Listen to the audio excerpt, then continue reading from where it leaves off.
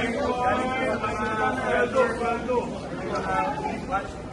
mga senator, yung sweldo na dinunit namin para sa Sarangani property. How much po? 1.5.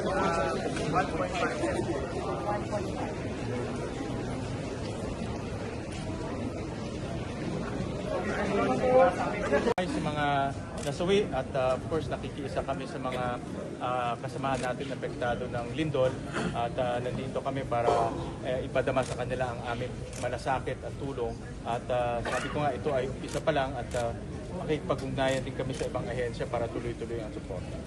Initial lang to. Okay. Bali ito, initial na relief operations, pero kaya kami nandito ay mas importante para sa atin yung rehabilitation phase, lalo na nabanggit ng ating active president yung rehabilitation ng basic infrastructure. Kaya kinausap namin sila governor, sila mayor, lalo na yung mga tulay na ito yung isolate yung gland at iba pa, ay yan ang gusto natin malaman para makabalik sa normal na pamumuhay kagad. Kaya dito kami.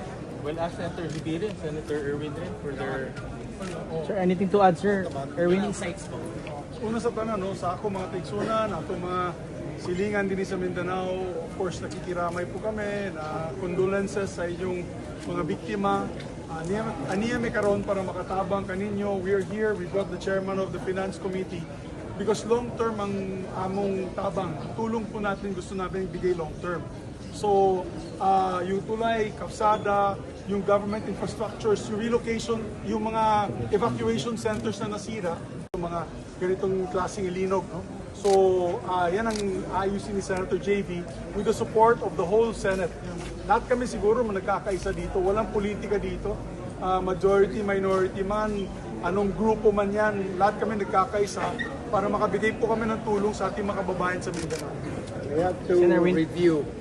Ang Senate po will have to review yung quality.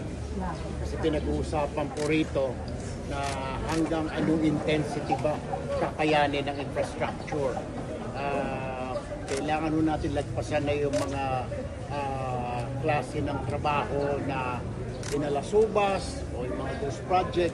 We have to move forward by making sure na yung pondo na galing din sa mga tao nagagasa sa tama. So, importante yung quality ma-check natin. So, I guess may pag-ugnayan po ang Blue Ribbon sa DPWH para ma-check kung tama ba, nakayanan ba yung mga infrastructure, yung mga facilities. Kasi may mga dadaanan kami, may mga school na medyo tinamaan. Meron din naman mga school na public school na matibay. So parang difference, may standard yan eh. So depende siguro sa contractor. So kailangan siguro talagang pakialaman din ng Senado para malaman bakit ito. The same lang naman, dumaan sa DPWH yung planning, yung yung design, yung kabilang eskwelahan, bakit nadurog, dumaan din naman sa DPWH. May problema. Dapat kung lumusot itong isa sa DPWH at nakatindig pa, nalaglag lang yung konting bubong, itong isa naguho na yung kalahati, may problema, di ba? So we have to review at re-reviewin po ng ng Senado ninyo ngayon yung infrastructure para sa safety na rin ng mga kababayan natin. Thank you, sir. Thank you.